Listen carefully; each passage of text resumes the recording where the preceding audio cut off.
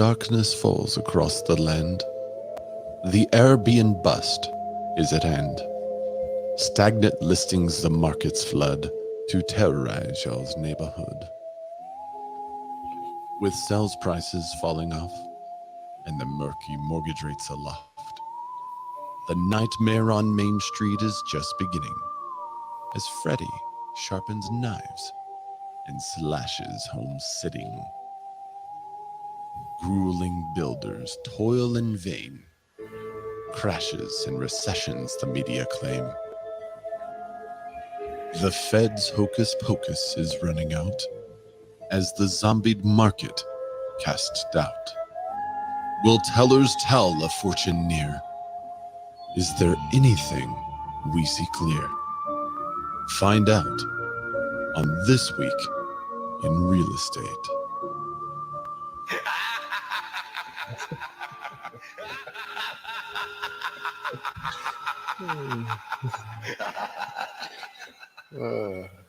That's right, everyone. Welcome to this week's show, This Week in Real Estate, hosted by yours truly. My name's Ray. Say hi, Dan. Hi, Dan. And that is Dan. And this is a little hard to wear. We're gonna go ahead. It's really and difficult. reveal. Hey, everybody. Wow. So it fogged up my glasses when I was in the full-on skeleton suit. For the audio listeners and the podcast listeners, you might want to go watch at least the beginning part of this one. Actually, don't do that. Watch longer because the YouTube algorithm would really hurt us if you only watch the beginning. But we are wearing the same costume, coincidentally. I told Dan, I was like, hey, I may have a costume for today, but I'm not sure if I'll have time to put it on. He's like, I don't have a costume. I was like, okay. So I get ready. I get in my gear and I turn on the camera. And Dan is wearing the same thing I am. Yeah. The skeleton suits that are real similar to the Karate Kid, which is the whole reason I got this. I was like, that's just like the Karate Kid guys. I want that one. Yeah. So for the past 6 or 7, 8, 10 years, geez, I don't even know, maybe longer, 12 years, I've had this and I do the face like the bad guys in Karate Kid. If you haven't seen the Karate Kid, that's such a good movie. 1984, you're going to need to go see that movie. Yeah. So, all right. So I had to unzip my head. You can't wear headphones on the inside of your skeleton suit. You gotta put the headphones on the outside of the skeleton suit. So everything was kind of, but anyway, thanks everyone for joining us. I hope you liked the intro there. If you didn't hear the stuff we were talking about, there is a lot to talk about today. And Dan wrote originally a very positive intro. It wasn't dire straits. It wasn't. Yeah. It was a scary with a positive twist. And as I was turning that into the poem to start the show, I was like, Dan, I went the other direction. He took a hard left. A hard left. And I really need to be convinced, guys, that we're going to be okay. So if you're a real estate agent, a real estate professional, somebody in the industry that's watching, we definitely want you to chime in as we go out through the articles today. One of the big ones is about the Airbnbust. There was there's been a lot of hubbub on the social networks about the short-term rentals going bust, and we'll talk about that and what caused the discussion, and then what the Airbnb folks say about the data. We have been talking about this for months on Clubhouse and among agents. I was at a conference last week, the One Real conference, and we were talking to people around the country, and everyone's saying the same thing. The listings are sitting longer. They are starting to see some price slashes. So we had that in the intro as well. We'll talk to you guys about that. Is this going to stop anytime soon? And I think the Fed may be releasing a lender can correct me, but I think today is a day where the Fed's going to release at least the commercial paper. They may release some additional information. If the Fed raises rates again today, it will be live about 1:00 Central on the show. It's in about an hour. And I think we have enough of these stories to carry us. But there's a couple of companies laying folks off. Because this is an industry show, we do cover that. Some of them are kind of interesting. Some that support real estate agents in different ways. They are laying people off ahead of what they believe is going to be an all-out bloodbath. So, and some are maybe I should have been. Oh, that's the wrong one. Hang on, wrong sound effect. I should have been playing this scary music throughout all that because it's a very scary time. Well, and some very scary time in real estate. That's bigger news to me than the laying off of people. That one's just kind of expected, but the increasing the splits.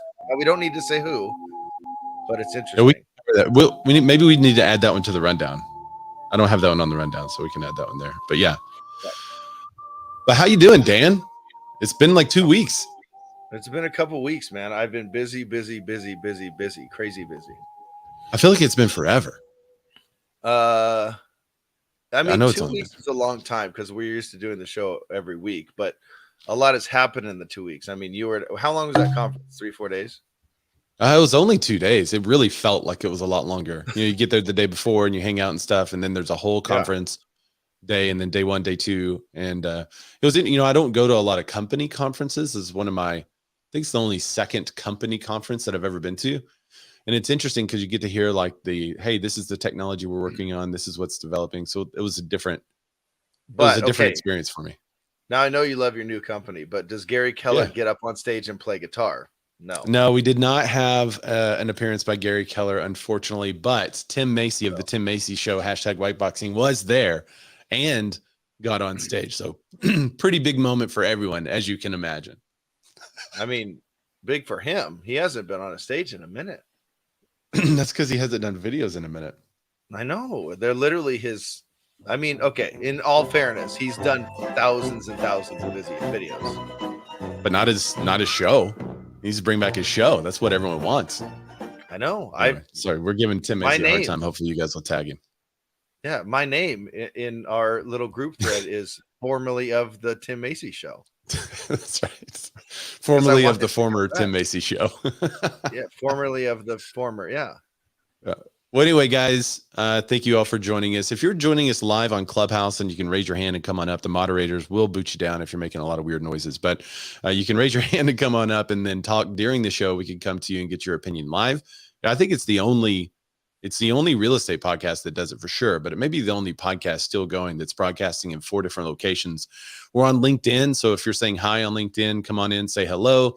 If you're on Facebook, you could say hello. Just like Debbie Rice Miller. Hey, haven't seen you in a minute. She says, hi, boo. Hello. Oh, maybe she was like, hi, boo. Maybe. Okay. Yeah, I think I don't think she was calling you boo. I think she was. No, I think she was. Like scaring. Yeah. Hi, I think maybe boo. She was calling us boo. Yeah. That's how I read it at first, but then I read that's Debbie. That's not like a Debbie thing to do. Hi, boo. That's right. Pete Thorpe's also on Facebook. He says, so you dress up as LaRusso. That's the true bad guy. That's the fun thing to say. That's the I don't like to be like everyone else. So I'm going to say LaRusso's the bad guy, but right. Come on, dude. Come on. Antagonist. You can also comment if you're on YouTube, and then we can display your comment just like Olivier said. I am first before Matt LaMarche. Before Lat Malarshmallow. So now Julie Moon is 100% saying, hey, boo. Yeah, Julie Moon said, hey, boo. Well, she may have said, hey, boo. Oh, you never know. I guess. But it's all one. There's no punctuation. It's just, hey, boo. Yeah. It should be, hey, boo. Patrick Ellis Home Inspections joining us. Anyway, so you guys can join us live, and then we can display that and talk about you. Or if we want to, we can talk about the comment. We really appreciate the feedback. That's why we do this show live, so we get all that feedback. Dan, before we get into all these stories, do you want to tell people what this show is actually all about, just in case they're joining us and like, what is this show about actually? Yeah. Well, when we met here, Ray and I met here 5, 6, 10, 20 years ago on the interwebs.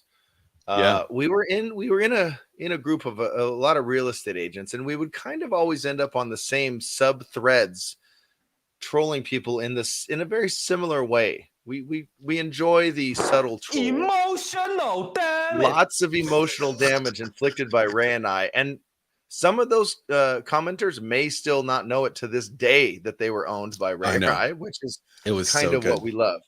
The subtle troll. And at the time, I had an idea for a show called The Bearded Men of Real Estate, which no one could figure out what it was about. The Bearded Men of Real Estate. What kind of show is this? Exactly. So we've changed it to This Week in Real Estate. And when I met Ray, I noticed something very interesting about him. What was that, Daniel? He's never, not once in his life, Daniel sung out loud and emoted to I Need a Hero by Bonnie Tyler. Not once, never.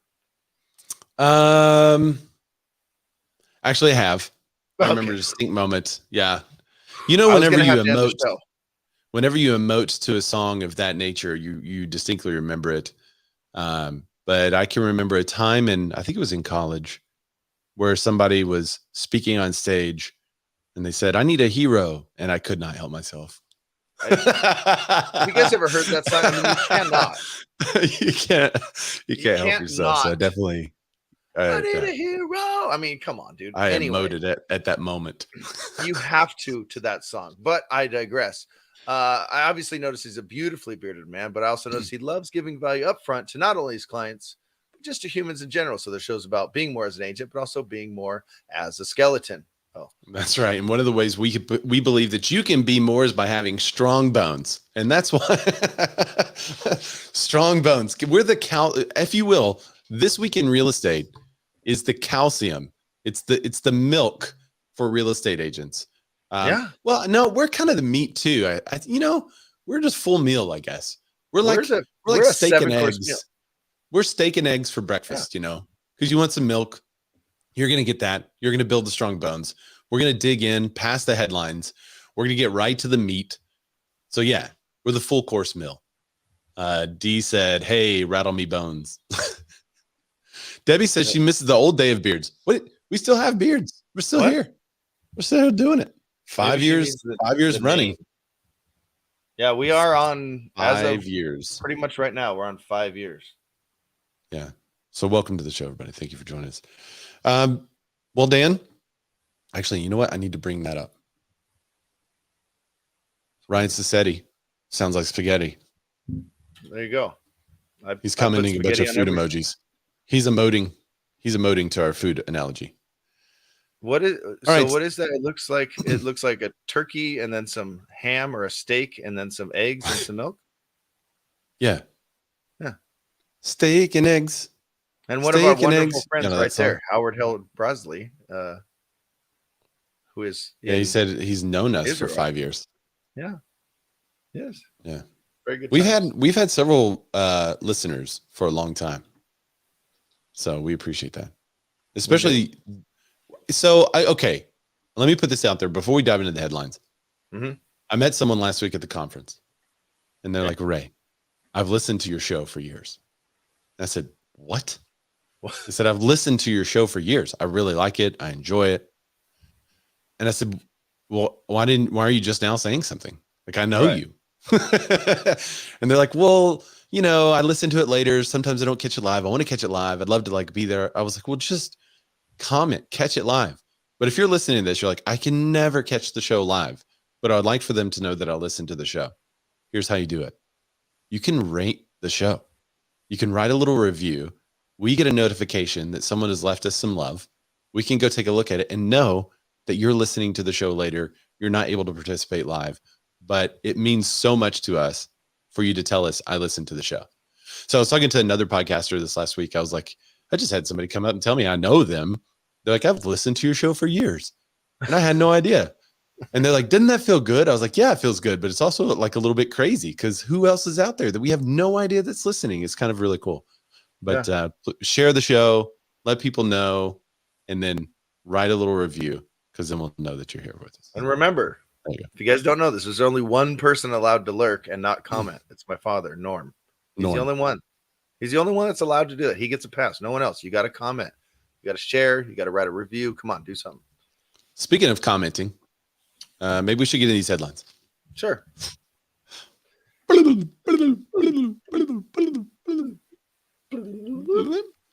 Speaking of commenting, Dan, comments can sometimes get people in a lot of trouble. Especially if it's on the Twitters. So there's a new thing going around. I don't know if you guys have heard it, but it's called the Airbnbust. Now, anytime you have a company whose name can be construed to represent a crash or a bust or them going down, it's going to be an epic tweet, right? Yeah. So this a Twitter user, Texas Runner DFW, said, quote, "The Airbnbust is upon us." And she retweeted, which means has another tweet featured in hers that is from Airbnb Superhost, and that Twitter user is marked out for some reason. And then she said, or he said, I assume it's she because she's using a female emoji. What is going on with Airbnb? No bookings at all. And then she's tagging something or bringing up some kind of, I don't know where these are from. Maybe it's from Facebook because it has a little join, or maybe it's from the Reddit. I don't know. But it has another thing below it that says, has anyone seen a huge decrease in bookings over the last 3 to 4 months? We went from at least 50% occupancy to literally 0 in the last 2 months. I'm just curious if it's something going on with my property or if other people are seeing similar things. I'm in Palm Springs. Where are you located? So maybe it's on an Airbnb host, superhost Reddit of some sort. Or like a group on Facebook or something. Yeah, I can't tell where the comments originated, but it's being retweeted.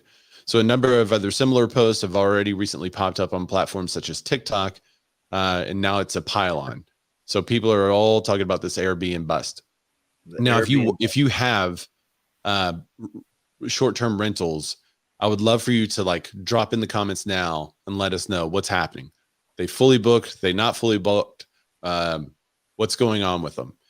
Or if you work in an area like Michelle Calkins, she works up the hill from me around Lake Arrowhead, and I know they have a ton of Airbnbs. They were being bought up like crazy, but now they're not being rented as much. I had a conversation with her about a month ago, and it was kind of happening already. So I think they're just kind of chilling up there. This report is from Inman.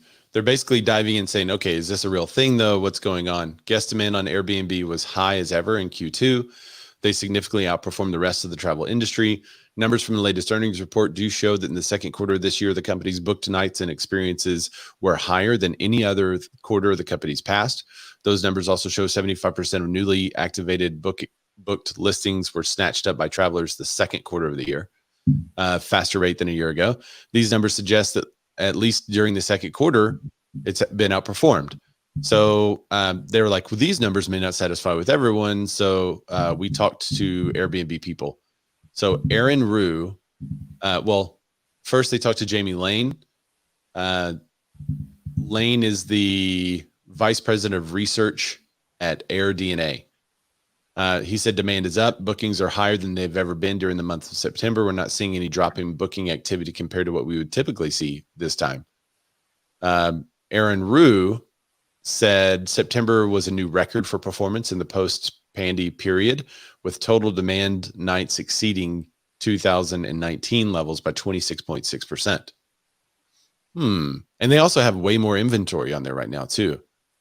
So this month is going to be their strongest month ever, even with seasonality.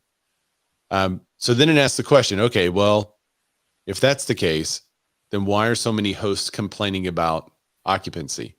Well, this might be that thing where it's specific areas are maybe not getting as much traction right now, but as a whole, right? Like, I mean, in Hawaii, I mean, you're still going to get, I mean, people are still going to go on vacation. They're still going to go use an Airbnb in Hawaii, right? But the crazy one is that one you said she's in Palm Springs. Yeah, it's kind of a vacation. That is a vacation, a lot of second home type area, but and that's usually where Airbnbs were slated to be most popular. Yeah, I don't know. It could be her issue. Was it the area? Yeah, we find out that the person that originally made the complaint has 0 stars and is like not like people don't like staying there. No, but I think one of the things we may be seeing is that people aren't used to the seasonality. So Lane said that a big part of what's happening, maybe the seasonality, when bookings were up this summer and down in the fall, there's a big drop off in demand from July to September, from July to October. He says about meaning supply dynamics, on average, everyone's individually seeing their bookings go down, but as a total, the company is seeing bookings go up. That's because there's more opportunity. So in Arkansas, we've had people buy short-term rentals right here in the city and in neighborhoods and stuff. And I thought that was an interesting play, but it's similar to what's happening in Phoenix and different parts of Arizona, where some of the most popular Airbnbs are just in like normal neighborhoods, and people will elect to stay there instead of hotels. I don't know how long will that continue? Will people want to continue to stay there and instead of hotels even after the pandy's over? Like, I think people are like, oh, I would rather stay in a house all by myself and not in a hotel because I don't want to get the disease. Well, and it's way easier to clean, like we always prefer whenever we go, we meaning the family, we travel for softball or vacation or whatever. We always do an Airbnb. And, sometimes you can combo with another family if it's a big enough house, or you can just get a small place. Like when we went to Colorado for a softball tournament, we literally got a 700 square foot apartment that's above a garage, and it was perfect. 2 bedrooms, a bath, perfect little kitchen, living room. I mean, it was amazing. And it was cheaper than a hotel. And here's the thing people don't think about is that in a hotel, maybe it is a little less than Airbnb, but you don't have a kitchen. You got to go buy breakfast and lunch and dinner every single day. When you have an Airbnb, you can just do one. We did one shopping trip for the entire week and pretty much made meals, for the entire week, except for 1 or 2 we went out, and that saves you a lot of money. So I see the benefit there for the Airbnbs, and I love being in a little residential neighborhood. It's awesome.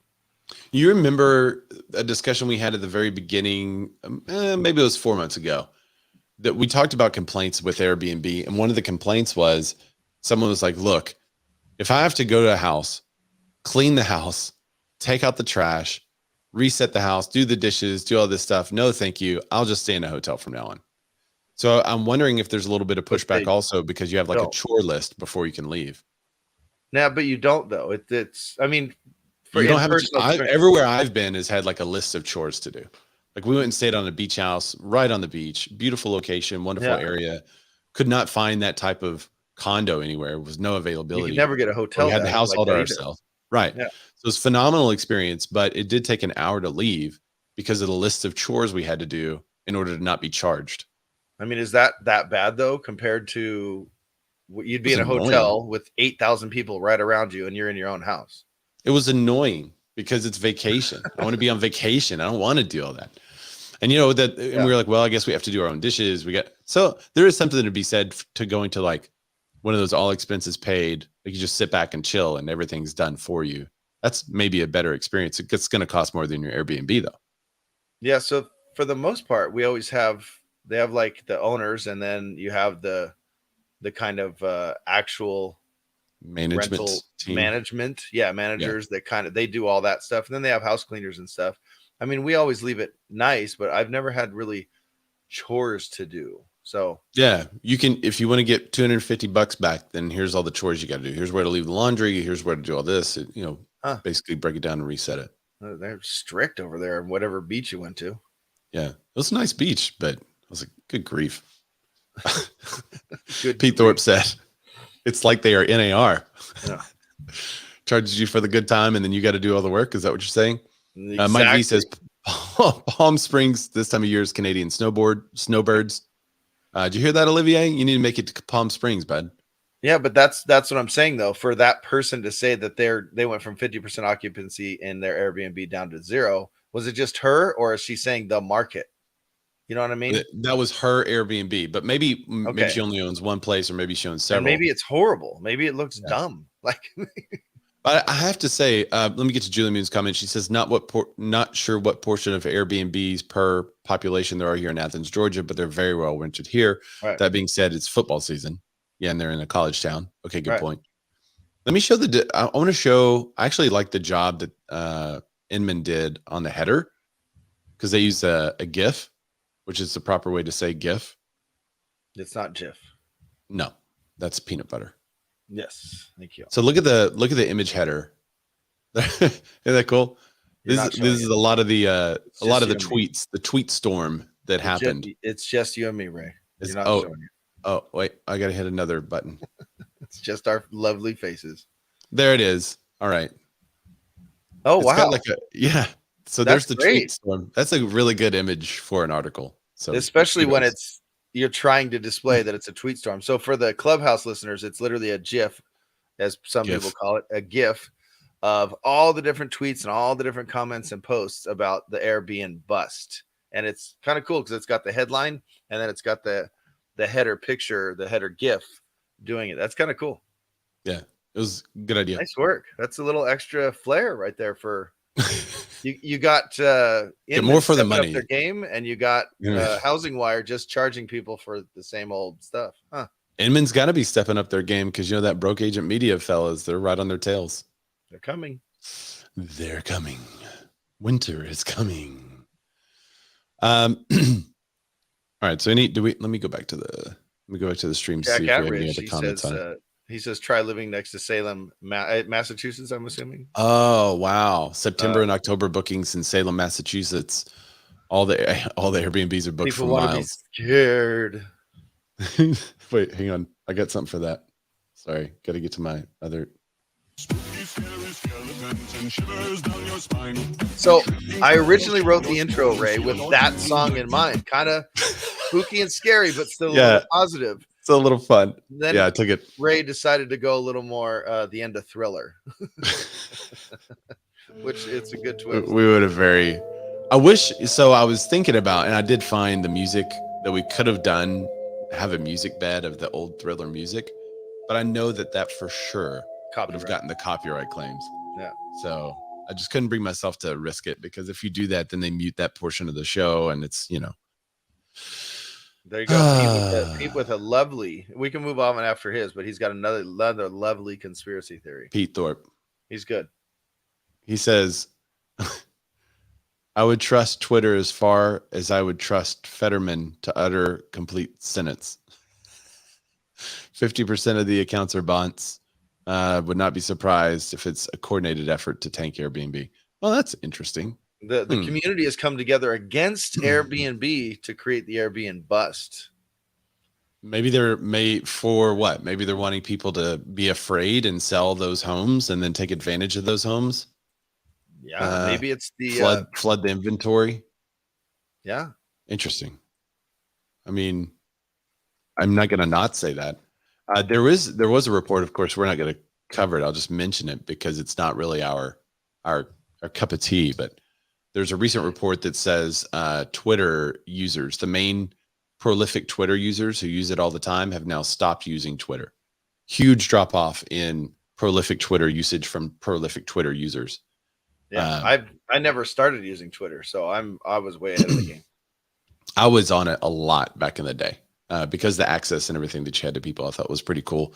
And I'm on it now, but it's usually only for live sporting events or live events. I'll tweet while something else is happening live. Mike V has an interesting point. Short sellers. What if home prices are dropping off, right? Yep. That is a good point. Let's take a look. Do we really think home prices are dropping? Prices. I'm trying to be nice to my audio earbud listeners, because I've been told by a couple of people that our transitions are a little loud. So I have to dip the volume to do the transition and then bring it back up, because Dan is on the same board as that volume. So there you go. I am. All right. I am that volume. Speaking of one-offs, this is not a one-off. Home prices dropped further and faster in August. Have you done the home price data in your area to see what active listings, see what's happening? Yeah. I looked just yesterday. Yeah. 30% of homes that are currently on the market in our area have dropped in price. That sounds like a lot. The baseline through the pandy and all that stuff was around 15 to 20%. So it's up. It's double in our area, double the number of price drops. I sent a bunch of data to the contributors group this week in real estate contributors group. I can't say that. And it's about the same, I think a little higher, but we have a lot of price drops. But a lot of it is in the $1 million and up range. Lots of price drops. Oh, interesting. That's like average price for y'all. Yeah. Very averagey around here now. It's a little nutty. Home prices underwent an even steeper downturn in August after they had already dipped the previous month for the first time in years, according to two recent estimates. In the latest S&P Core Logic Case Shiller report, home prices dropped by 0.9% nationwide from January to August, even after accounting for normal seasonal patterns. The declines were part of a broad trend. None of the 20 cities monitored regularly by Case Shiller report escaped a monthly price decline.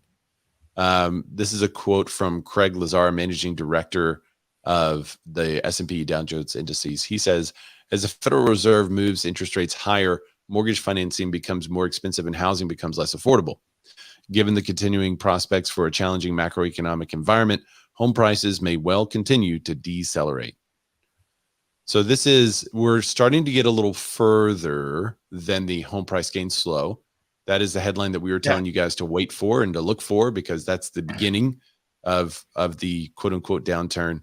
It has now created a deceleration in home prices, but it's still the value over and over again. Yeah, we're still seeing a value that's higher this year than last year. The recent monthly decline solidifies a deceleration of the 12-month home price growth that began earlier this year. Higher mortgage rates continue to put pressure on demand, notably weakening home price growth.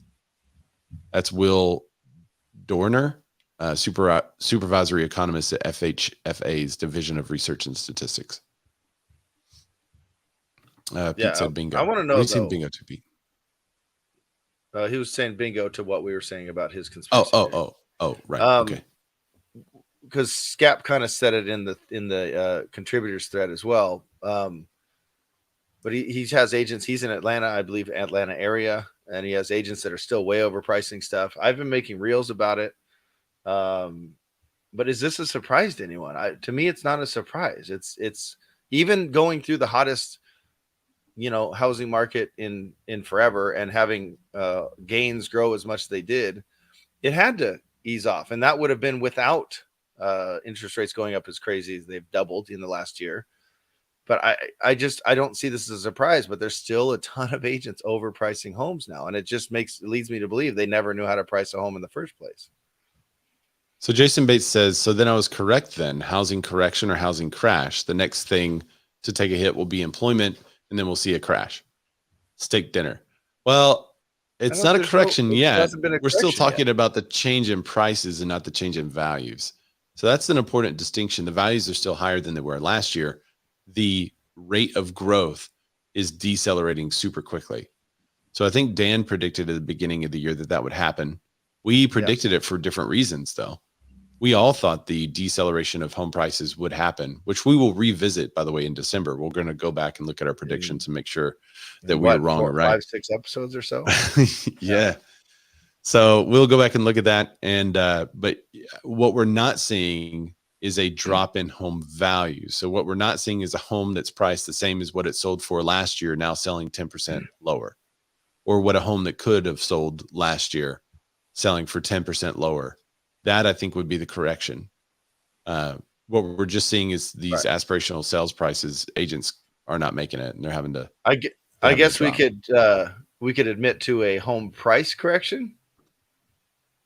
I mean, because I'm seeing price drops of listing price correction. I'm seeing price drops for sure. 10, 20%, lots of drops, but they were just off by that much. And I feel like it's the same headline, the same story pretty much every week. We're seeing price deceleration, but because that's the scarier headline, that's the spookier headline, right? But they don't talk about they do in the article, they mention it in this one, but the headline should be, your home is still worth more than it was a year ago. Right. You just, but I guess that doesn't get fairly. Now I feel like though Jason has an interesting point about jobs. So we've talked about this on the show before. There's two levers, and I'd love to get your opinion on this, Jason. There's two levers that the Fed is going to pull. First lever over here, right? This is the interest rate lever. When he pulls this lever and raises rates, then there's another lever that's over here that will start to adjust, and that's jobs. And he can either, with the one lever he has, he controls both. He can do this and raise rates, and what's going to happen to jobs over here? Unemployment rate is going to go up every time, because that's how it works. Whenever you take money or make it more difficult for businesses to expand, more difficult for consumers to get loans and spend money, which that's what they're doing, because they're making it more attractive for banks to loan overnight than they are to give to a consumer. So now pretty soon, the consumers with the lowest risk, those are the ones that they'll continue to give money to, but it'll be at a higher rate. So whenever you do that, you're going to have jobless rates start to increase. And that is part of the deceleration of expansion, which will inhibit inflation. When people don't have a job, they stop buying stuff. When they stop buying stuff, then producers The catch demand up. isn't there. The demand isn't there. When the producers catch up, then rates or prices again will start to normalize and inflation comes back down. As long as there are more orders than producers can manage, then what will happen? Well, if there's more orders than producers can manage, then prices will continue to increase. So Jason's right. The Fed has admitted that they want to cool down the job market. They will overcorrect. Businesses are beginning to circle wagons. That's the part that we don't know. Will they overcorrect? What does that look like if they overcorrect? What does that look like to inflation if it starts to overcorrect? Someone else said that he was trying to crash the housing market. I know he's trying to make home prices slow because of the affordability issue. He might be trying to stall it. Yeah, I mean, it was literally an airplane going straight up. Like it was going straight up, and what's going to happen? It's going to run. The air is going to get in the fuel, and it's going to have to stall and come down. Yeah. So I don't disagree with you there, Jason. Is it going to be an overcorrection or not an overcorrection? I don't know. Some say that he is going to increase the rate today to by 75 basis points again, another rate increase of that magnitude. We're going to get to a story later that Olivier sent me about what's going on in Canada and what their rate increase was. There's another article on this on CNBC, basically saying the same thing. Home prices cooled at a record pace. Prices in August were 13% higher nationally compared with August 2021. So it's actually up 13%. But it's down from a 15.6% annual gain. So it only went down month to month by 2%. But interestingly, home prices were still 13% higher than the previous year. And that's the number I think to watch. When it says home prices were 10% lower than it was the previous year, that's a correction. Isn't that what that means? A 10% correction? Prices or values? Well, when they're talking about it, I think you could safely say, well, okay, so let's work it out. If they're looking at list price, home, and not really home sales, closings, if home prices were 10% lower, then that's probably past a correction. I would say probably we're looking at a correction when home prices are like 5 to 7% lower than it was the previous year, because then people are actually going under contract and values are probably being lower. Less. Right. They're probably making concessions and stuff like that at that point. I don't know. We're pontificating a little bit here. Jason says they don't care about inflation, in my opinion. Turkey reduced the Fed funds rate by 150 basis points despite 83% inflation. Canada just raised. Yeah, we'll get to the Canada stuff. It's going to be interesting. Okay. So let's talk about existing home sales. You would think that all these home prices slowing, this could be good news for a buyer who's out there in the market, because suddenly everything is more competitive. Their offer is more competitive. Their financial position is more competitive. Their loan type is more competitive. So maybe you'd see more people entering the housing market. And if you thought that, you'd be wrong. Yeah, not so much. So existing home sales fell to a 10% low, or 10-year low, not 10% low. That 10% phrase is on my brain. Home sales fell 10%. I said it again. Existing home sales fall to a 10-year low in September as mortgage rates soar. So what's significant about a 10-year low? 2012? Anyone? Despite weaker sales, multiple offers are still occurring, with more than 1/4 of homes selling above list price due to limited inventory, said Lawrence Yoon, chief economist for the National Association of Realtors. He said the current lack of supply underscores the vast contrast between the previous major market downturn from 2008 and 2010, when inventory levels were 4 times higher than they are today. So there's yet another thing to watch for, maybe a little piece of content to put out. There's 2 articles today that are talking about a comparison to 2008 housing crisis, and the biggest difference, Lawrence Yoon says, is inventory. There's still unsatisfied demand, and inventory was 4 times higher in 2008, 2010. 4 times higher. That's crazy. That's 400%. a big number. That's 400% higher. Yeah. And you can go back to Olivier's comment now, up a few. The October 2021, and remember, he's in Canada. October 2021 versus October 2022. We, meaning they're in Canada, are looking at a 40% less transactions this year. In his market, they will have about 1,000 transactions for 1,500 agents. Wow. That's interesting. Yeah. I need to look at the number of transactions year over year compared to where we are. I haven't done that data in a while. But that would be interesting. Of course, the number of transactions were up last year, even though the inventory was so limited. So maybe I'd have to compare it to 2019. Yeah. But anyway, back to the, I just thought that was interesting, the 40% less transactions, but then you go right back to 400% more inventory 15 years ago and 10 years ago. Yeah. That's crazy to me.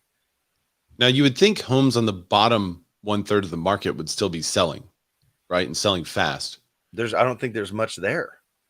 Well, home prices between 100 and 250,000 dropped 28.4% from a year ago.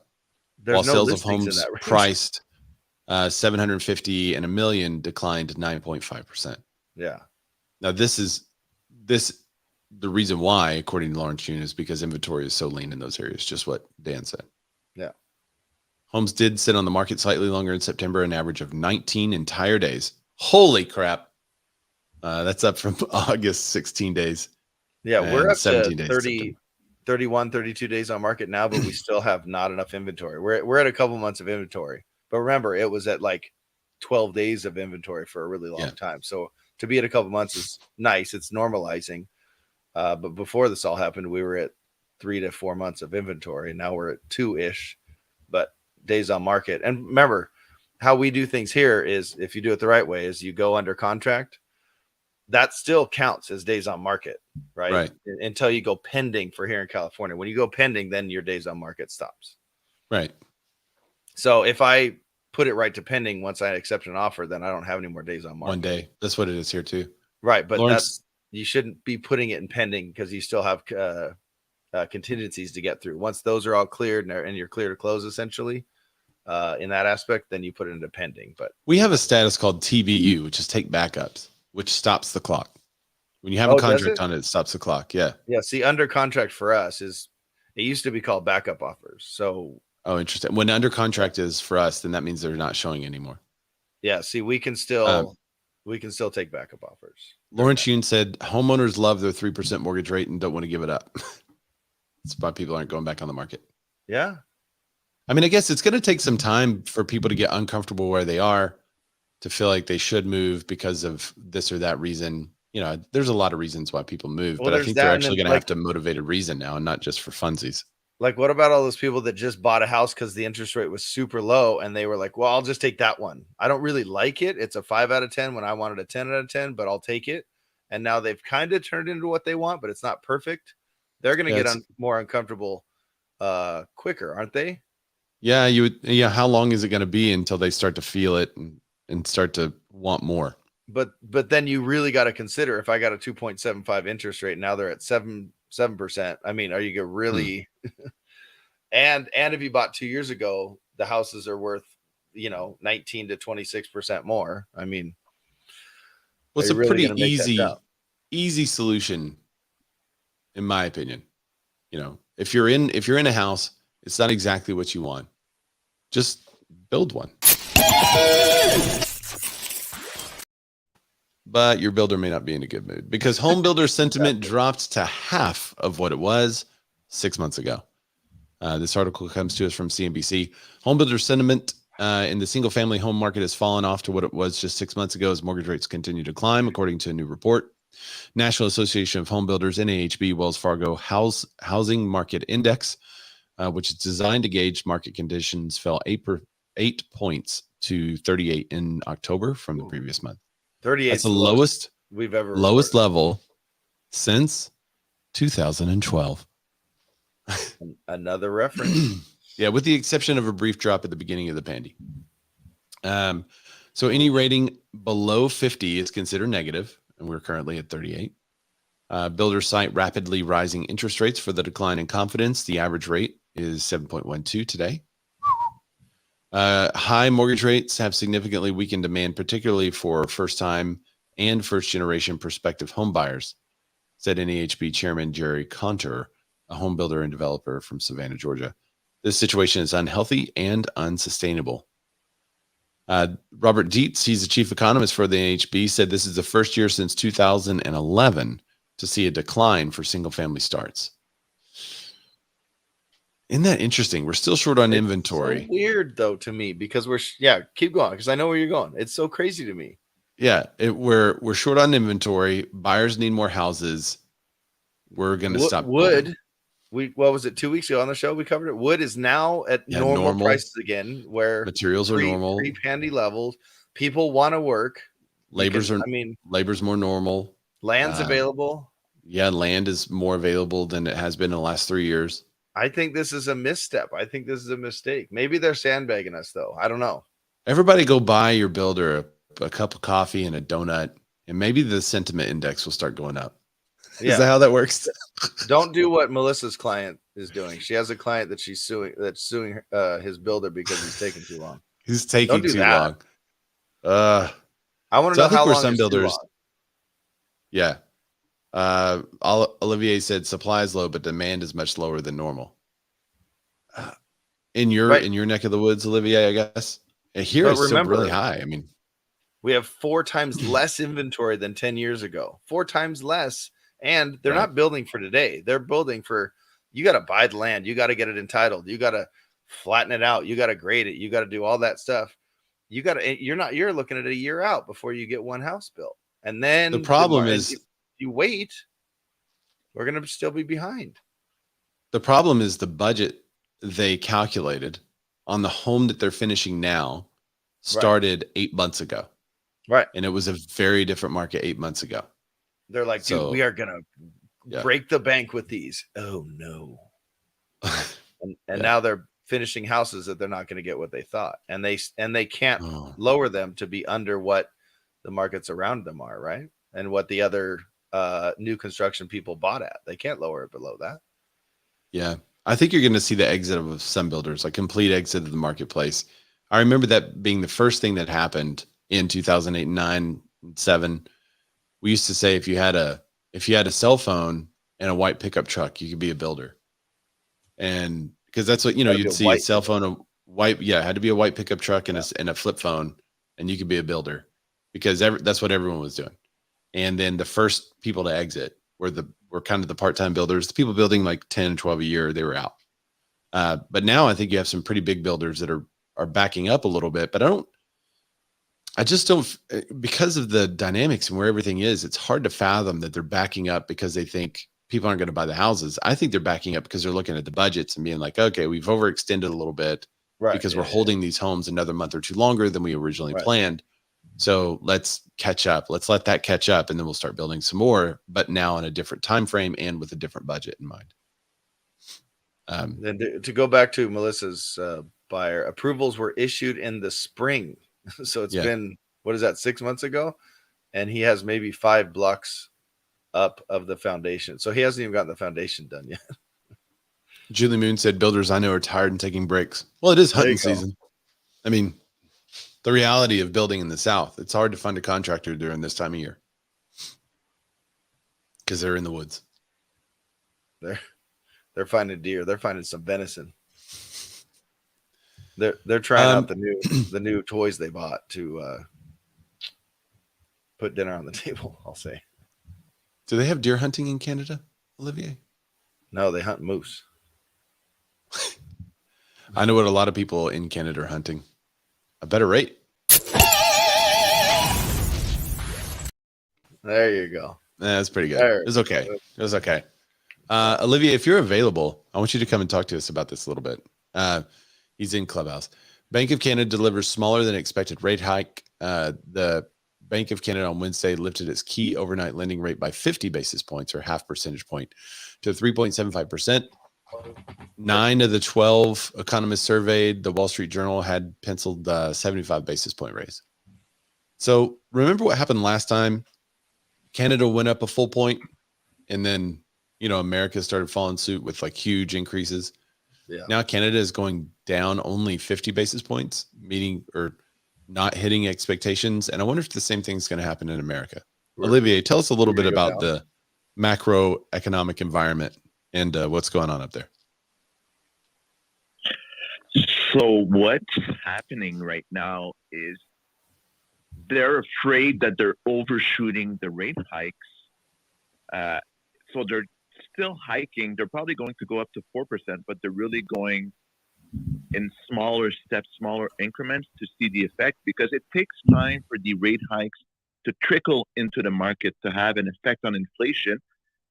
So I think they're starting to realize that they might be overshooting their target, and it's putting a whole strain on the economy. I mean, I'm looking at my mortgage, which is, I only have $100,000, but my interest payment went from $200 to $450 a month, just the interest part, which won't change my life. But imagine someone on a variable mortgage of $500,000. That basically their payment just doubled on interest.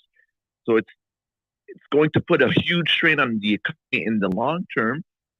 So they have to slow down to see what will happen, in 3, 4, 5 months, and not try to overshoot the rate hikes.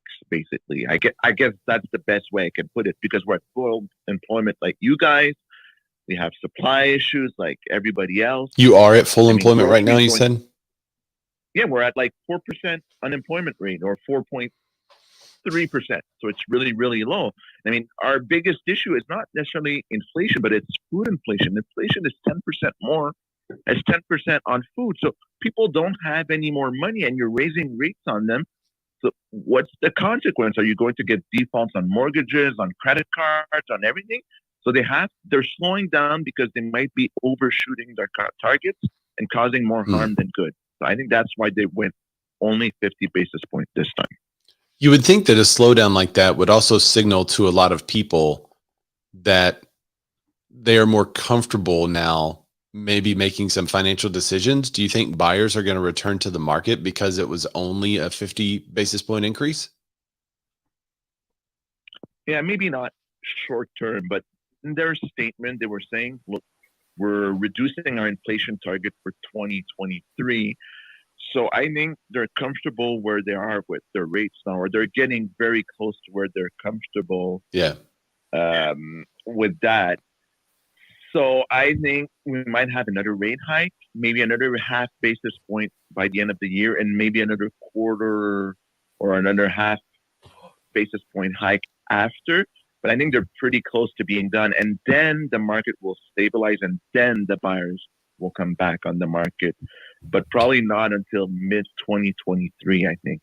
That's interesting. There were a lot of people predicting that towards the end of this year, we'd see a lot of buyers returning to the market. It's let's see, we're almost at an hour. I think somebody correct me if I'm wrong. I saw Tim Reagan in here earlier. He's a lender. He may be able to tell us if it's going to happen today, but I feel like on the Fed notes that it said something today about it. Maybe I'm wrong. Maybe it's next week. But if the Fed does increase rates today, I wonder if they're looking at what's happening in Canada and kind of following suit, because that's exactly what they did last time. Is they looked at Canada and they kind of followed what Canada did with the extreme sudden interest rate hike. Which is so interesting. It's interesting. Yeah. Well, thanks for joining us, Olivier. Thanks for also sending me that article. That's interesting to see what's happening up there and how it relates to us. Does the Fed there work the same way we do when they increase interest rates to stave off inflation? Does it also affect jobs? I assume it does, but I don't know if you'll have another lever or something that they pull up there. No, it's pretty much like your Fed. It will affect jobs because businesses will have to pay more on their loans. So if they have less money to hire people, I think we're going towards a lot of automation. And I think a lot of jobs, if interest rates keep going up, will be lost. People that were happy to get 10% increase in wages might actually have a little surprise coming their way if they lose their job. Because you look at the grocery store with all those self-service registers, you have 6 self-service registers, so you're basically cutting 2 employees. So imagine they start doing that in a lot of jobs. I mean, what are you going to do if you are not qualified for higher up jobs. So that'll be something to watch in the future as well. I think jobs as a whole are going to be a concern, but especially jobs in the real estate industry. That's right. Going to be or are a concern? are going to be. Side carries out a new round of layoffs amid a slowing market. We covered them a little bit a couple of months ago when they had their first round of layoffs. Side is a company that supports a brokerage. So let's say you want to, Dan, you get your broker's license, you want to launch your own company and you don't want to do the back end support and the office staff and all that stuff. And this company can come alongside you, partner with you, and then you can use them to do all the back end stuff and the office stuff, and they'll give you some proprietary tech to use, and then you can do your own thing as a broker. It sounds like a good deal. Yeah. In order to do that, you have to be ridiculously efficient and incredibly smart at operating a business to keep the margins down. Well, Side carries out a new round of layoffs again in a slowing market. Amid a rapidly slowing housing market, real estate technology company Side has carried out a new round of layoffs. The layoffs took place last week, though the company has not said how many people were impacted or from which departments where cuts were made. In a statement provided to Inman, the company said the layoffs were, quote, as a result of planned technology advancements that have increased our efficiency, as well as, consideration for the broader macroeconomic climate. I think that's probably the thing. Like the technological advancement was taking 3 people's email address and sending it to one person because that's the one person that has the job left. News of the job cuts was first reported by The Real Deal. Despite the cuts, Side's statement said there were, quote, virtually no impact on our product engineering or growth teams. Okay. In June, they decreased their workforce by 10%. The only reason why I think this is news is because there are a lot of people looking to do something different. And Side has been mentioned a lot. They're making a lot of progress in the industry. There's a lot of companies that are partnering with them, a lot of brokerages that are partnering with them. It does get a little confusing if you're out there as a real estate agent and you see Side on a contract, but you're working with the Dan Ludwig team, right? At the what's the brokerage name? At the Chino brokerage, right? Hey, right. So pull the city out of your right. Out of your craw there. Nice work. Yeah. Actually, a city right by me.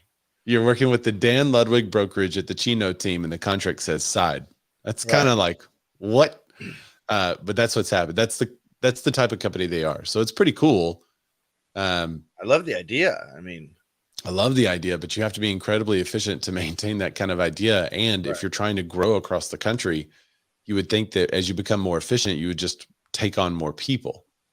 Right? That's, hey guys, we are so efficient now that 3 of you are twiddling your thumbs. So we're going to add 3 more clients. Right. Like that would be the response of a growing company, wouldn't it?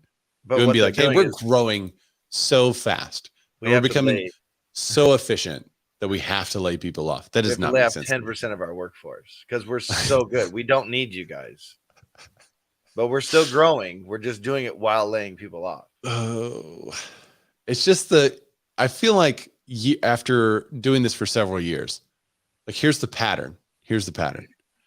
New company claims revolutionizing real estate industry. Whatever, right? Yeah. Changing how dinosaurs in the world of real estate in the industry a new work. Disruptor to the end. Remember, they were all called disruptors. Yes, remember, there was disruptor. Like 20 of them a year. Remember? We could call them all like Realogy disruptors because they're all against like the big every single one of them, traditional brokerage, Berkshire Hathaway, and they all got big VC rounds, right? All of them. Yeah. So boom, new big companies arrived. We're changing how real estate agents and consumers do business. They launch, they do another round of funding, post no profitability, another round of funding, no profitability, layoff. Right. It's a small layoff due to increased efficiency. Post no profitability, another round of funding, layoff. And then Side was recently purchased by or whatever company. I feel like there's like a pattern that we're seeing after 5 years of doing this. That's kind of the pattern. Well, now Side, I actually like if they were in our market, it would have been something I would have considered when I owned and operated my own brokerage. Yeah. I still think their fees are a little higher, but it sounds like a good concept. But can a company like Side stick around as the real estate market changes completely and becomes more difficult for people to operate? There was a quote that I read to my team today in our little morning huddle by John Maxwell, and it said that the pessimist, well, let me see if I can find it. It was a really good quote. Jack Adridge said that's the Side is pushing towards Side Plus. Oh yeah, Side plus. Yeah, they're adding the plus. They had to lay off 10% of their workforce, but get ready for Side Plus. Okay, so the pessimist complains about the wind. The optimist expects it to change. The leader adjusts the sails. So I think any of the companies, I think this is relevant as CEOs, as companies release numbers, release information, have statements. Look and see what they're doing. Are they complaining about the wind, saying, well, it's just a tough market. We're in a big downturn market. Our stock is also going to go down. It's not a big deal. Are they just, are they complaining about the wind? It's tough. We're going to have to lay people off. Are they expecting it to change? Hey, we're just going to hang in there. We know it's going to uptick soon. Or are they adjusting their sales? Are they making a change in how they operate business that's going to be better for them and better for the companies in the long run? Side plus. Side plus layoffs. Right. Then there's What Matt. wind? What wind? Matt says, what wind? It's the wind that you break, sir. LOL.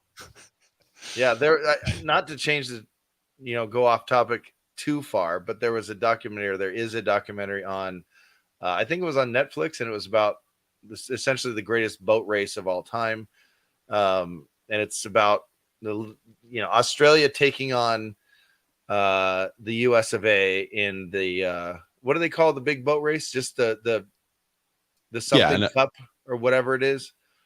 It's huge. I don't watch boats race. I don't. But watching this documentary was insane because it was like all the hullabaloo and all the pomp and circumstance behind this. And the trophy had never left in over, I don't know, 100 and something years or something. But Australia won it. And then we went and, by the way, when you win the trophy, then you have to sail. Then you get to sail in your home waters. So we had to go there and win it from Australia, and we won it back. But it was just really, really interesting to watch this unfold. But the reason I'm bringing it up is because those captains, those quote unquote leaders, as Ray just said, they're not only adjusting to the wind, they're predicting the wind. They have to predict when they're going into the wind. They have to predict what it's going to do and be there by the time it hits. So when you're a leader, you're not adjusting the sails for the wind. You're predicting what the wind is doing. A regatta? America's Cup. There you go. It's a regatta. America's Cup. Of course, Matt would know. Regatta. America's Cup. He's Matt's he's a luxury agent. Yeah, he drives a Porsche. He loves regattas, and he puts on his little topsiders, and goes and watches the boats race. I wish I still kept my boat sound effect. I don't have a boat sound effect anymore. I got rid of that, because we did the Titanic that one week. Yeah. But I do have this one. Winter is coming. So winter is coming. So prepare to adjust your sails. Yes. Okay. Speaking of some sales adjustments, we have some more information on REX versus Zillow. So if you recall, last episode, we talked about the judge ordering the National Association of Realtors to hand over some documents. And we were like, sure. And there were like 4 specific people that the judge not said, all the people. These 4 people are relevant, but not all Just the people that were, Right. Well, the federal court judge is forcing Zillow to turn over data on for sale by owner listings to the discount brokerage REX Real Estate in all their ongoing legal battle. A month ago, they filed a motion to compel, arguing Zillow's FSBO listing data is highly relevant to REX's antitrust claims. This is interesting. REX's suit alleges the NAR's rule, known as a non-commingling rule, prompted Zillow to separate non-MLS listings from MLS listings on its website. Right. Non-MLS listings, which included REX's listings as well as for sale by owner listings, appear under an other tab. Which included REX's entire business model was put under the other tab. Yeah. If following Zillow's display change, there's been a decline in the number of consumer views of for sale by owner homes, or a decline in the number of homes offered for sale by owner on Zillow, such a decline would represent a significant impact on competition from NAR and Zillow's collusive activity. So the thought is, no, you want to force people to use a real estate agent. So you're going to put for sale by owners and REX and all these other listings under this other tab because you don't want them to get seen. When they don't get seen, they're going to be forced to call a real estate agent. Is that what they're saying about the collusion here? That's yeah. Basically, those properties not listed by a real estate agent get less exposure. Well, they're News not marketed. flash that happens anyway, but Right. that's the problem that they're saying. And Zillow built an entire website and strategy based on getting people to go to their website. Man, I have a real struggle. It has nothing to do with the lack of caffeine or sleep. I have a real struggle understanding how a company like REX can build their complete business model on someone else's business, and then that business changes, and then they can sue them and saying, well, where you put our listings on your web page gave us less exposure. Well, I mean, no, Erlock. I mean, that is just part of what we do. You can't. I've never seen Ray this upset. He's almost speechless, which is impossible for this man. I just feel like a company should be able to do what they want with their stuff. And if another company builds their business on top of it and they want to change their company, well, maybe you should build your own website in which you can get unlimited exposure. But that's how they sell it to those those sellers, right? They say, no, we're going to drive all the traffic to our website.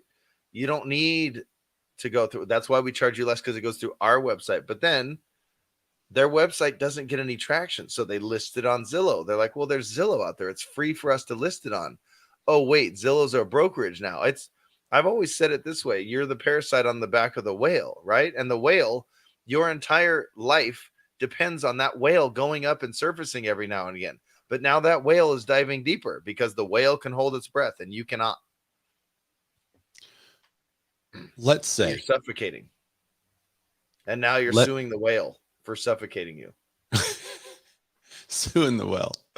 I mean, how if they rule on this, if they say, yeah, there's clearly commingling, and because of that, we're going to give REX a bunch of money, or, Zillow has to change the price. They already allowed Zillow to change the practice. But if they say that, then it is a shot across the bow to any company out there that has an aftermarket company building stuff for something that you create. You create a cool car. People love the cool car. There's this company that builds something aftermarket for that car. Right. You change something on a software update, and suddenly that company's software no longer works with yours. They can sue you and cite this as precedent because you're non-competitive behavior. Wasn't that Apple? Apple had that issue with their Apple Play. Yeah. Their CarPlay or whatever. Maybe. Yeah. I mean, but that's. Oh wait, somebody just said this. Remember the outrage when Apple changed the plug? Right. Yeah.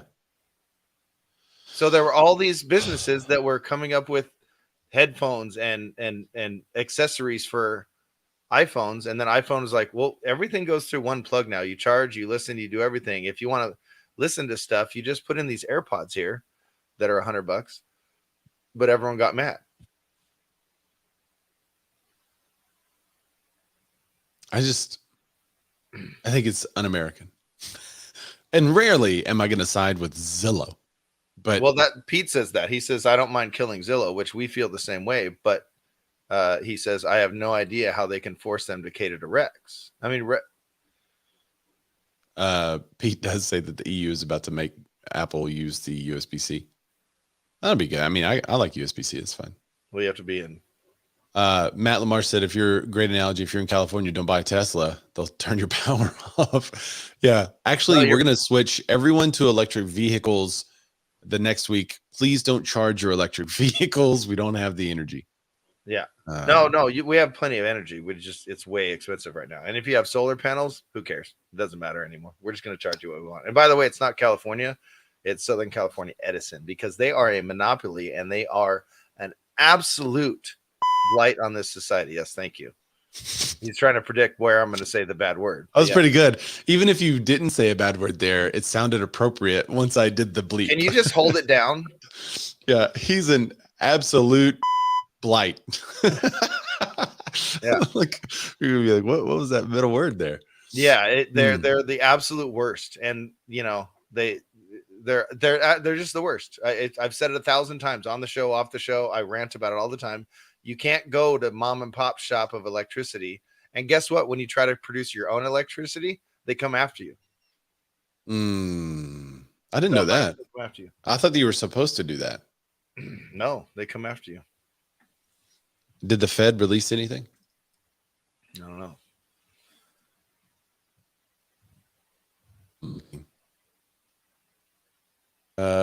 It says Fed to hike 70 basis points on November 2nd. So we're a week ahead. No. All right. Fine. 70? Not happening. All right. So 75 basis points on November 2nd is what they say. But we'll see, because Canada only did 50.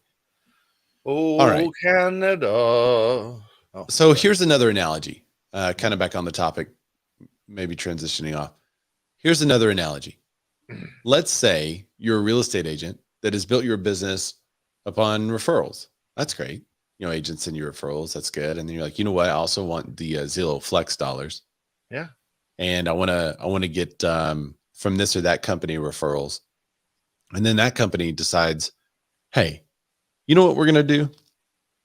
We're going to raise your referral fee.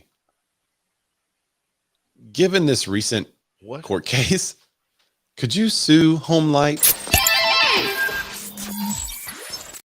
Because HomeLight just raised their real estate agent referral fee to 33%. Yeah. Starting October 25th, which is yesterday. They increased its referral fee to real estate agents to 33%. Over the last 2 years, our industry has gone through one of the most volatile periods we've seen, from record-setting inventory shortages to the rise of iBuyers and intense bidding wars. The October 11th email said. The increase to 33% brings HomeLight more in line with other sites that offer agents qualified leads in exchange for referral fees. For instance, Zillow's premier agent flex fee varies, but is about 35%, according to the company. Realtor.com's Opcity does 30 to 40%.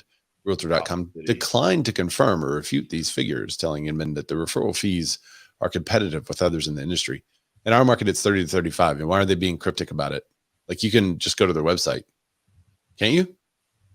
Anyway, by contrast, an agent who refers a client to another agent directly typically receives 25%. The HomeLight email said, no matter how our industry evolves, HomeLight's core belief is that the right agent will always be foundational when buying and selling a home. Making this change will allow us to invest in new marketing channels as well as product changes to help you compete and win in today's challenging real estate landscape. Yeah. So here's a lead by a guy that accidentally put his email in and didn't really care, but you're going to pay 33% for that. Peter said it's comical that they call them good leads. Are they not? Are you experienced with HomeLight, Peter Thorpe? I worked with HomeLight a lot, and they're not great. Yeah, they're not great. And then they have cool programs, but you have to. It's tough to qualify specifically for those programs. And if you want to add, remember Pete sent that little graphic to the group for Redfin.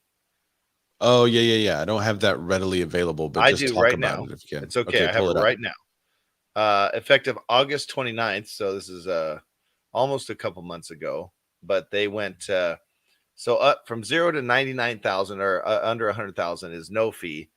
100K to 500K is 33%. 500K to 900K is 35%, and 900K and up is 40%. So that's the fee that they pay agents? That they take. Ask Pete. That's they take from agents. Oh. Right. That's the fee they take. Right. Yeah. I just wanted to make sure. You thought. That's the you money. I got it. All right. Yeah. That's the FU money that they're taking from you. And I know they're trying to spin it and put a nice little CEO comment on it. But what's really happening is we're not doing money. as much right now. So we need money and we're going to take it from you guys. Even though I know you guys are struggling right now too, we're going to take more. So thanks. Because you need evidence. So there's a guy that is anti this, Dmitry Shkipin. Shkipin. Love that guy. He's the owner and publisher of Home Openly, and he criticized the fee increase. Home Openly bills itself at, quote, open real estate marketplace that connects real estate agents and consumers at no cost to their, including no referral fees. Huh? What? No. How do they make money? They don't. That's talk about streamline. When you're talking about side, you got to streamline it. It's really streamlined. They don't charge anyone anything. They're just a website you just enter your information on. It's like Craigslist, but no, I'm kidding. I don't know anything about this company. I'm just reading the article here. Earlier this month, Shkipin told the Federal Housing Finance Agency, which regulates Fannie and Freddie, that referral fees charged by online real estate companies that are brokerages on paper but don't actually buy and sell property inflate the commissions to the tune of $15 billion per year. In slides accompanying his remarks to the FHFA, he described broker-to-broker referral networks, such as those operated by Zillow, Realtor.com, and HomeLight, as kickback schemes designed to bypass federal laws, which, as the Real Estate Settlement Procedures Act, RESPA, which prohibits giving or accepting a fee or kickback for referrals of business related to a settlement service involving federally regulated mortgage loan. All right, so let's put a pin in it, and let's talk about mortgage lenders that also have a broker wing that your client goes to, and they try to push your client to this broker wing, and they give a kickback through the real estate agent to the client and to themselves. So there was a situation in which a relo company contacted me. I think you could group them into there. They're not actual real estate agencies, but yet I have to pay a referral to this relo company. I had already secured the client. We had already gone under contract. They found me online. And said, they reached out to me and said, they said, hey, you're working with our client. I said, yeah. They said, well, I'll send you the referral paperwork. I said, you didn't refer them to me. Right. They said, well, you will have to pay a referral for their relocation package. And I said, no, I won't.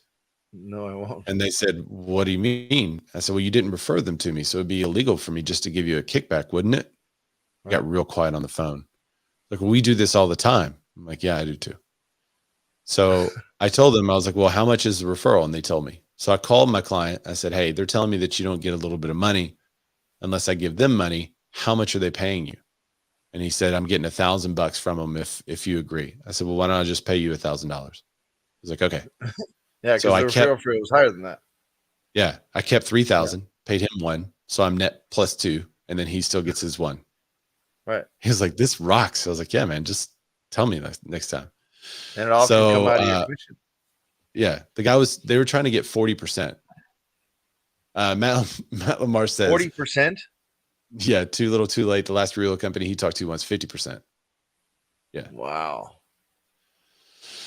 So, all right. So we put the pin in it twice here. Once for the real companies that are not actual real estate agencies that are getting kickbacks and then trying to give those to clients, but they're not giving them all the money. They're taking a large portion of that money for themselves. The other one is lenders who have quote unquote brokerage wings that are actually giving kickbacks, getting kickbacks from the real estate agent, giving them back to the loan company and a little bit to the consumer to make the consumer feel like they have a good idea. So according to Shkipin, his name is SHKIPN. Shkipin. Dmitry Shkipin. Safe harbor provisions in RESPA allow real estate brokers to make cooperative brokerage and referral agreements between one another, but those provisions do not apply to sham entities or agreements that restrain trade.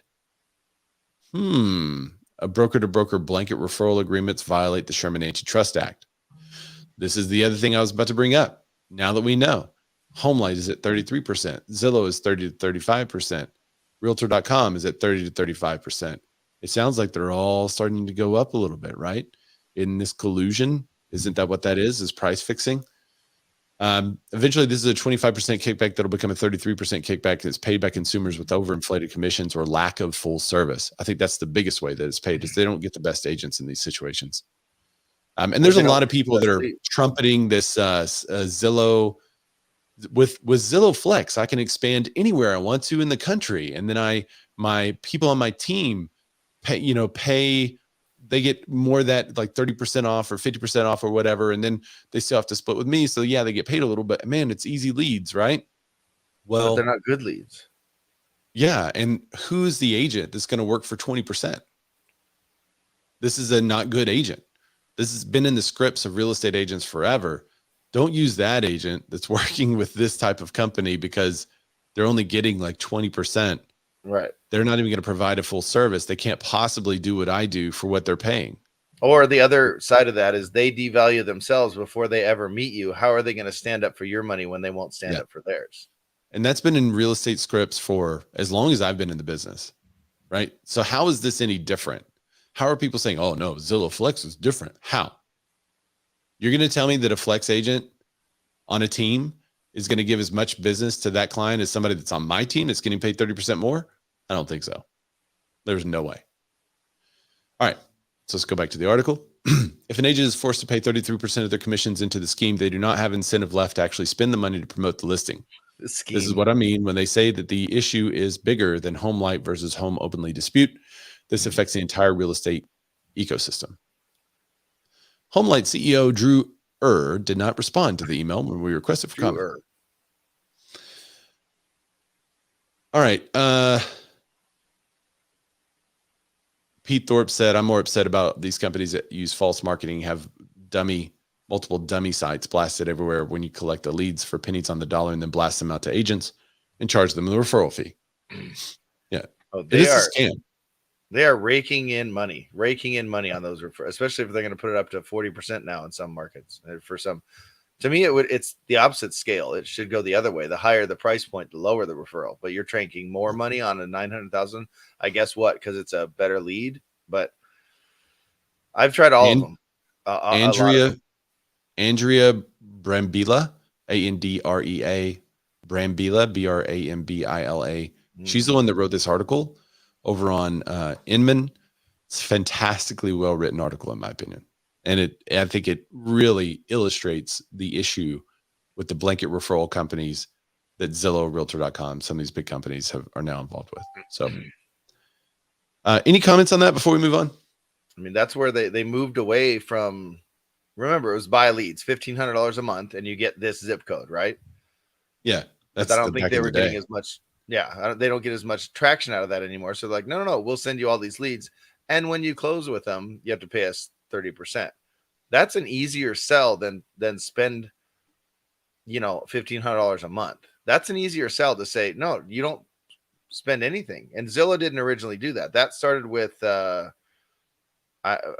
mean, who started that kind of thing? It was. Yeah, it's a good question. I guess reload companies were probably the ones that initially started it. They were doing that. And you mentioned them I can't even remember their name anymore, but the leads were so bad. Realogy owns them now. Realogy, OpCity. OpCity, that one kind of started, and I think they started out of Texas. And originally, and this is going back 4 or 5 years, their leads were legit. But then Realogy bought them, or whatever they're whatever they're called now. And their leads just went really, really, really to pot. They went down really badly, but it's an easier sell. It's like, yeah, just sign up with us. And the other thing they don't have to do, because with that $1,500 a month, this is kind of, I think it was Pete that said it, but if I buy a zip code, they can only take that $1,500 from me because they have a contract with me, right? Mm-hmm. But if I say, oh no, I'll take some leads, they can go, all right, leads to Ray, leads to Dan, leads to Pete, leads to Matt, and then whoever closes it, now they have 5 agents working on one lead instead of one agent working on 5 leads. They have it the other way, and then whoever closes it, they get the 30%. No harm, no foul, right? Yeah.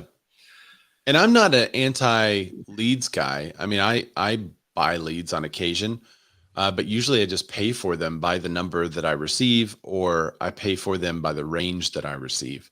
So if I know I'll get like 60 to 90 leads, then I'll pay a That's certain been the number for that. more consistent producing closes in my career, where you buy a chunk and they're usually already vetted at some point. They've gone through a more significant funnel, not just one or two questions, and now they're here to me. They've been asked, they know that they're on a real estate website. You know what I'm saying? Well, and I think it's going to become more and more popular as the market becomes tight, as more buyers are backing out, they're stepping out. It's going to be harder for people to find the buyers, which a lot of agents have been living off of the last couple of years. And so as it's harder for them to find the buyers, then they're going to try to go to something like that. So I don't know. I'm interested to see what's going to happen from that presentation to the FHFA. If anything comes of it, I would actually be shocked, because that's what Op City, Pete kind of says it, and then Mike V says it. Op City was good. They would get them ready. Essentially, they would hand you off a warm lead. That was when I first started working with them. And I don't want to blame that it was Realogy, Anywhere, whatever they're called. I don't want to blame them for the change, but the leads really, really dropped off. Yeah, they just became real.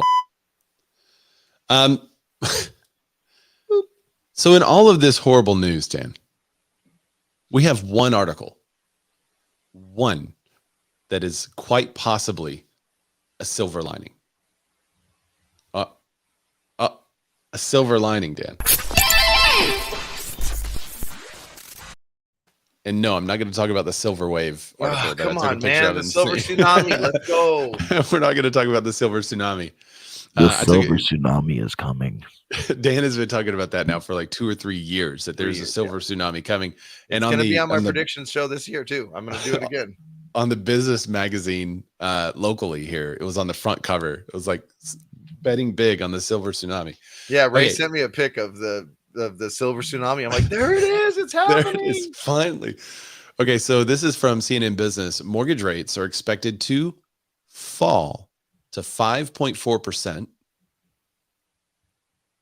Fall by 5.4% by late 2023. Wait, 2 or by that much? 2.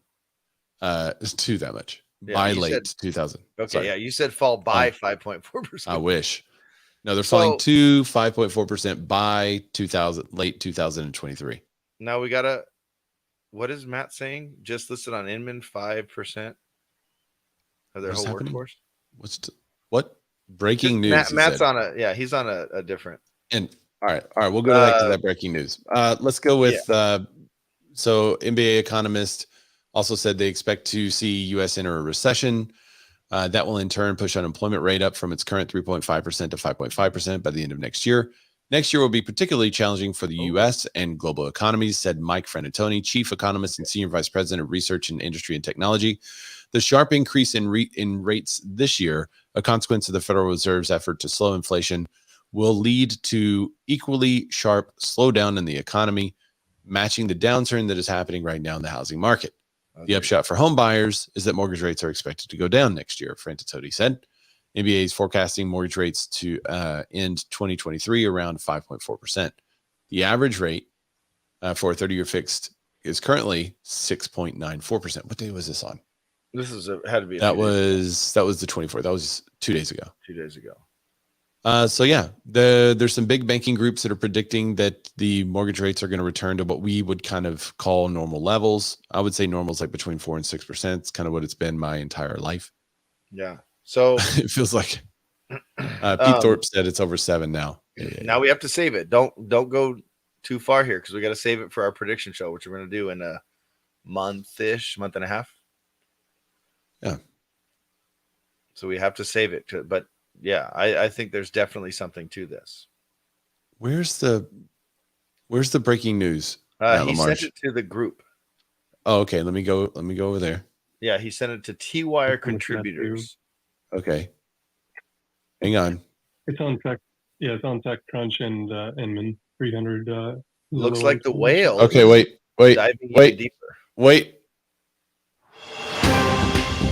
Breaking news on This Week in Real Estate, hosted by the Bearded Men of Real Estate.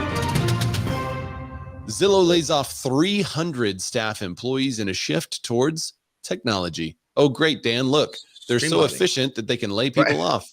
They're streamlining. Approximately 5% of Zillow's workforce has been let go as the economy shifts its focus towards technology, according to a report published Wednesday.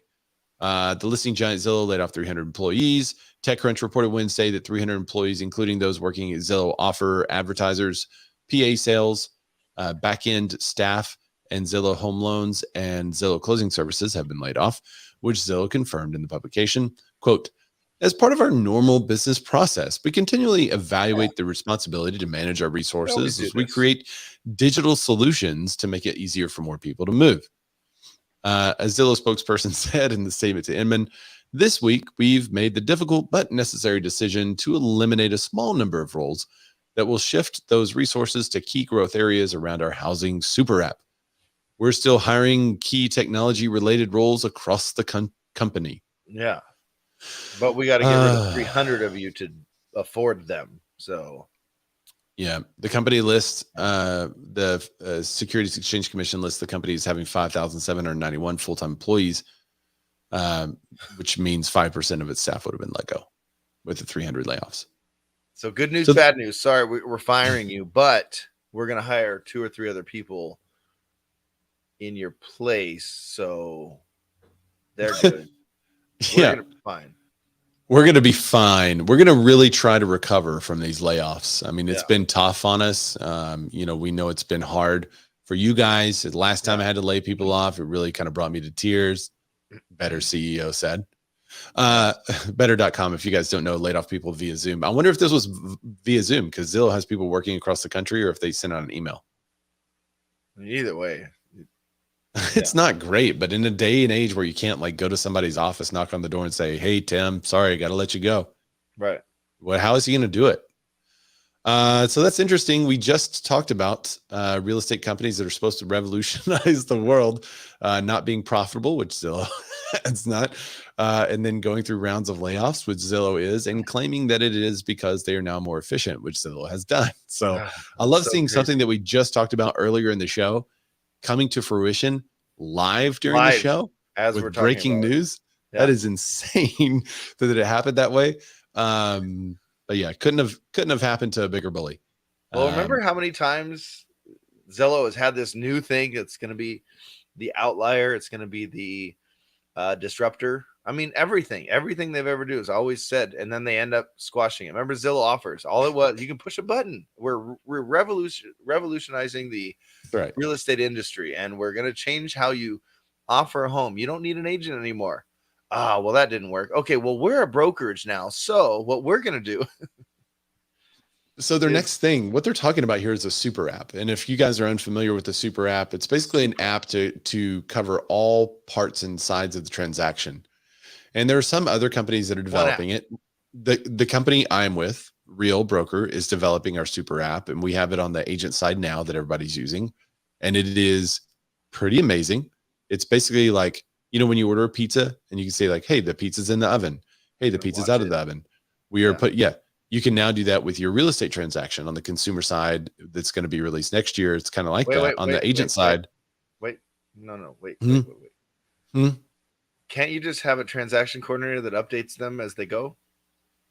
You can, but sometimes at 7 p.m., if they are kind of curious and they're having a discussion with their spouse about where they are and should we do the utilities tomorrow or the next day, it's going to be handy for them just to kind of look at an app and see what's happening. But yes, there are old school. Well, on ours, it does it automatically. So as you submit contracts and paperwork and all that kind of stuff, you have different things that happen through a transaction kind of automatically. Yeah. And so basically Zillow is trying to build one of those. The difference in Zillow's app and a real estate company's app like Real Broker is that Zillow wants to take out this middleman that's gobbling up 6% commissions just per se. And if they could take that person out, then they can take advantage of that money, get most of the money. And that seems to be what the big play is not making the agent central, or if the agent is central, they want half of that agent's commission to make them central instead of a small percentage with a cap. Just saying.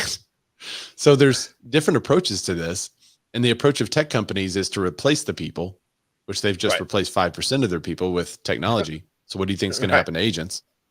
Right. So, and the move by real estate companies should be to make the people central, because it's going to be very difficult for someone to make one of the largest investments of their entire life and trust a super app with somebody in a cubicle that's not even their local. Right. That you So- can't go talk to. That's always the disconnect, is you can't, Yeah. you mentioned 7 o'clock at night, right? Can you call the super app at 7 p.m. and go, dude, I'm kind of freaking out here, man. Yeah, that's not going to work. Like, are they going to, is part of this super app a psychologist or, you know, because you're just going to talk to some kid in a cubicle that's going to be like, I mean, I don't know, dude, but you're set to close tomorrow. So we're closing tomorrow. Oh, yeah, I don't know. I'd have to look that up and ask my supervisor. Can you, so imagine all of the customer support experiences you've ever had. Okay. All All the of them. phone-based customer support. Just imagine them, let Right. them roll through your head, touch your now- palate, taste those experiences. Okay. Feel them. And we may only be talking about let's say on the high end, a $2,000 computer purchase, right?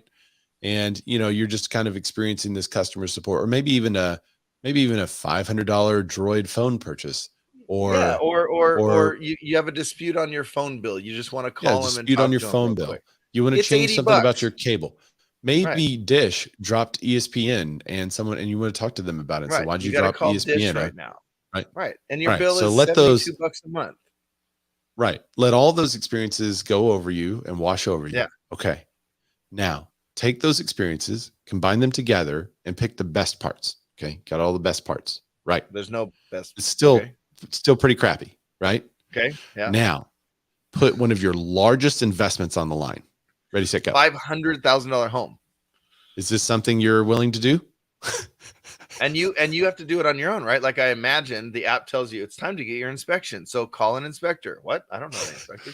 Call an inspector. Well, here's several inspectors that have paid to be on this app, and we don't know if they're any good or not, but we'll We don't refer know, them but to they you. paid us. But they paid us $500. But we know they're responsive on the phone numbers because we monitored the phone calls. Ooh. So yeah, I just think, is there a place for a super app in the real estate marketplace? Absolutely. Is it going to help the end users and consumers to be more informed about where they are in the process? Is it going to help agents to be more streamlined? Is it going to help brokers to have more transparency? Yes, yes, yes, yes. Is it going to happen with the removal of a key cog that is a real estate agent? No, I don't think it's going to happen. So that's my 2 cents on the super app. I think the one day somebody's going to roll up to a house, they're going to see the property and be like, yeah, I'd pay $330,000 for that. They're going to hit some buttons, and then that's going to start happening for them. But I think the way it happens for them is if agents are still central to the transaction. Yeah.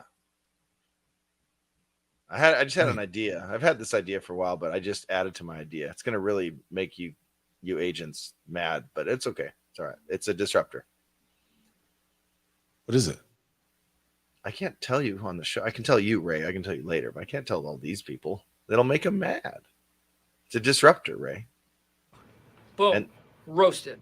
see? And then I'm going to come back and I'm going to streamline, and then I'm going to vertically integrate, and then I'm just going to say all the big words.